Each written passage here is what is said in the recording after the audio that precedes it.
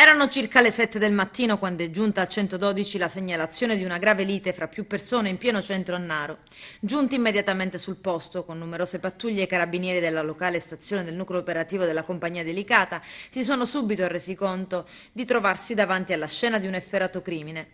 Bastoni e armi da taglio, sangue ovunque. Questa è la scena dell'omicidio che si sono trovati davanti gli specialisti della sezione rilievi del reparto operativo del comando provinciale, subito accorsi sul posto per i repertamenti del caso. A terra la vittima, Costantin Pinau, agricoltore 37enne romeno, con una grossa ferita alla testa provocata da un violento colpo infertogli con un corpo contundente.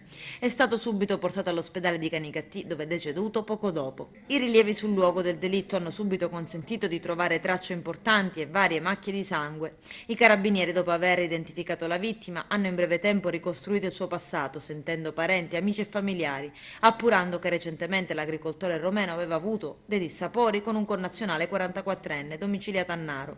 A quel punto in tutta la provincia è scattata una vera e propria caccia all'uomo, con posti di blocco lungo le principali arterie stradali che hanno letteralmente blindato la provincia di Agrigento fino ad estendere il filtraggio delle altre province confinanti. Nel corso delle incessanti ricerche l'autore del delitto è stato intercettato vicino all'ospedale di Caltanissetta, dove i carabinieri lo hanno bloccato mentre era in compagnia del figlio. L'uomo, la Pascu Vasile, bracciante agricolo 44enne, è stato subito condotto in caserma assieme al figlio 18enne per essere ascoltato dagli inquirenti. Il sospettato ed anche il figlio, da un più importante esame, sono risultati avere tracce di sangue sui loro vestiti, subito sequestrati dai carabinieri.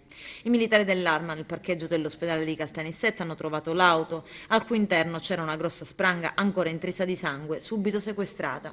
A distanza di solo 3 ore dall'omicidio, sulla base degli elementi di prova acquisiti durante la fulminea indagine, dopo aver ascoltato alcuni testimoni, i carabinieri hanno stretto le manette attorno ai polsi del 44enne la Pascu Vasile, del figlio 18enne e della moglie 38enne della Pascu, con l'accusa di omicidio volontario in concorso, accertando che i tre si erano appostati insieme vicino all'abitazione di Costantin Pinau, aggredendolo e provocando ferite anche alla moglie della vittima colpita ad un braccio. Per i 3 arrestati si sono subito aperte le porte del carcere su disposizione della Procura della Repubblica di Agrigento. Resta da chiarire il movente del delitto, che affonda comunque le sue radici in vecchi rancori tra le 2 famiglie.